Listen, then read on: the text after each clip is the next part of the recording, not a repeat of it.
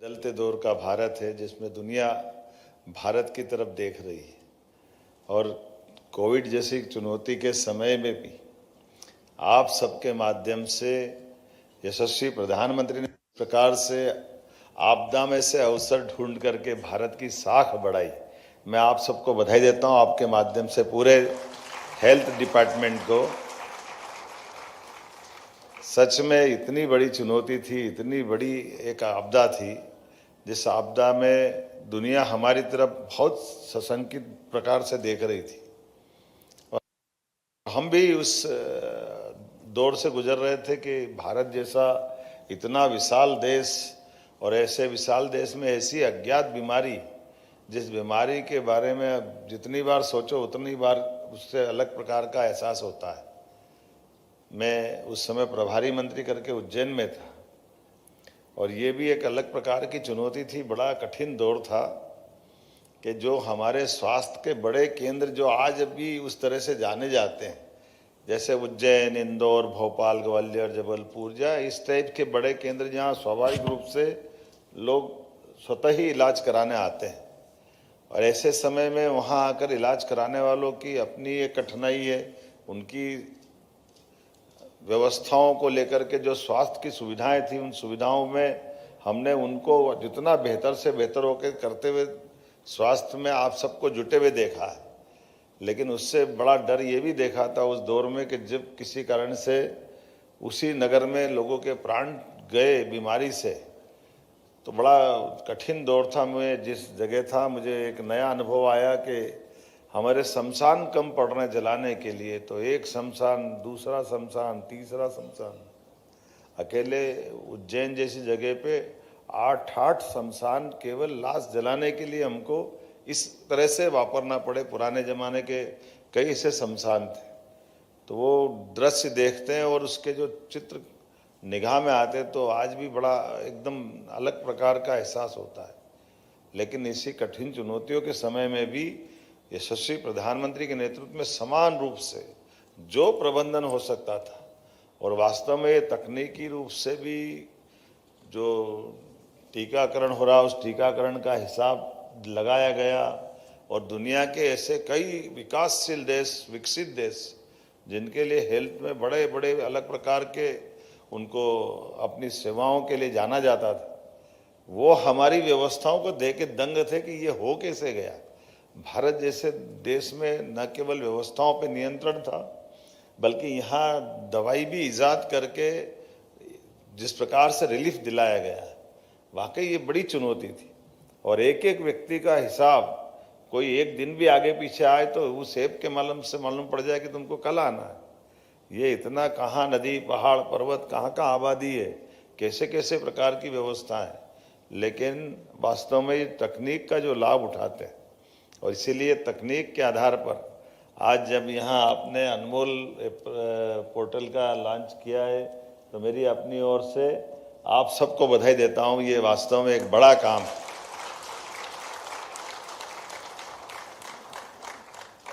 जब हम तकनीक की तरफ चलते हैं तो हमारी व्यवस्थाओं की तरफ भी ध्यान जाता है, और व्यवस्थाओं पर ध्यान देकर के, जैसा माननीय स्वास्थ्य मंत्री जी ने कहा है कि हमने अपनी सरकार के गठन के समय हमारे 2 मंत्रालय अलग अलग चलते थे।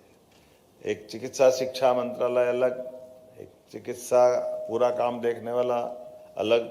हमने कहा ये बदलते दौर में इस सब में बदलने की ज़रूरत है, एक ही इसका मंत्रालय होना चाहिए।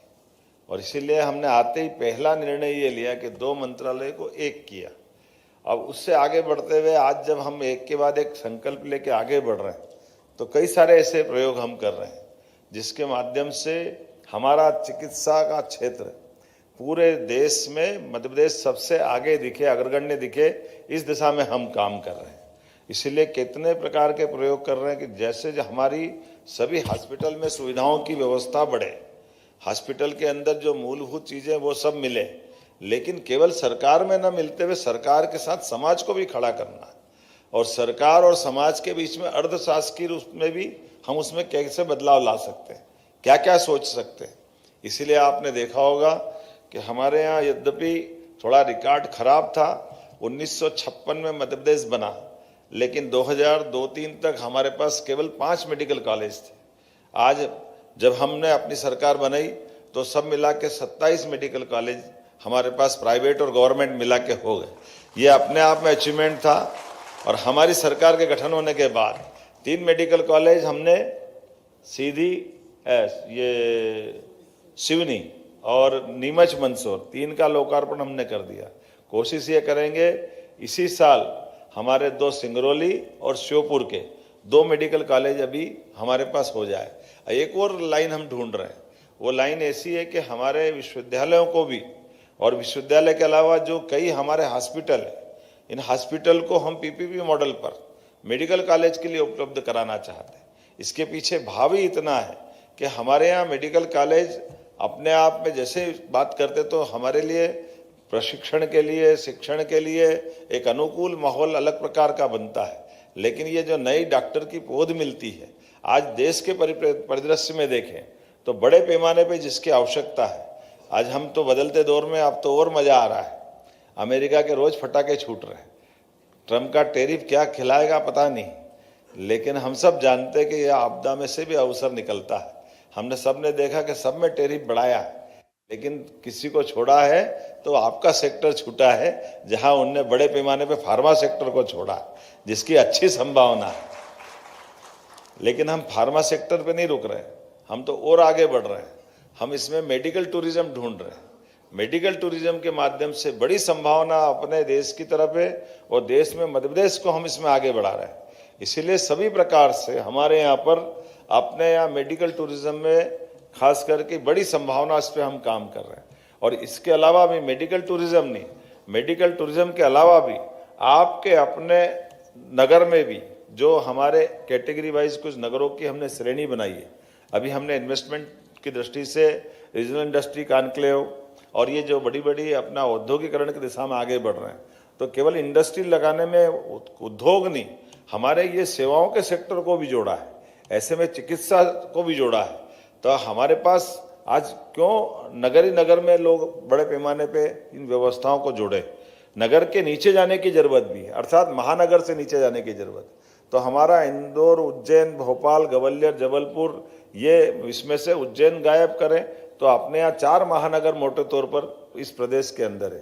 तो A category, B category, C category, तो इन कैटेगरी में भी हम अपने हॉस्पिटल को भी प्रमोट करें। तो हॉस्पिटल में 35 और 40% की सब्सिडी हम नए आपको खड़ा करने के लिए भी देने जा रहे हैं, जिसके माध्यम से बड़े पैमाने पर आप हॉस्पिटल बनाओ। हॉस्पिटल में आपकी जो लागत लगने वाली, उस लागत के आधार पर बी कैटेगरी में 15 करोड़ तक की आपको हम अपनी तरफ से ये सब्सिडी देने वाले हैं, आपको लाभ देने वाले हैं। और इसी प्रकार से सी कैटेगरी में इसमें हम 40% तक आपको सब्सिडी देने वाले हैं।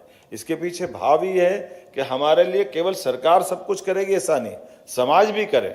और ये आखिर हम सब जानते हैं कि आज अपना हॉस्पिटल खड़ा किया है तो कोई इंडस्ट्री रोजगार देती है, तो ये अपनी चिकित्सालय भी तो लोगों की जिंदगी देता है।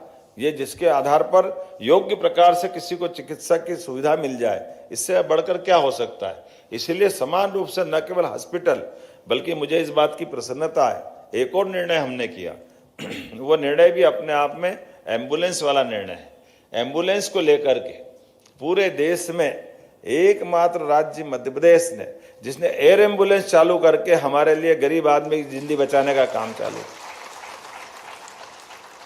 और एम्बुलेंस भी 2 प्रकार की है। हमारे यहाँ जहाँ हवाई पट्टी है वहाँ हमारे विमान से एयर एम्बुलेंस पहुँचेगी, और जहाँ विमान नहीं उतर सकता तो वहाँ हेलीपैड पे हमने बात कल्पना कर ली कि हेलीकॉप्टर से पहुँचाएंगे।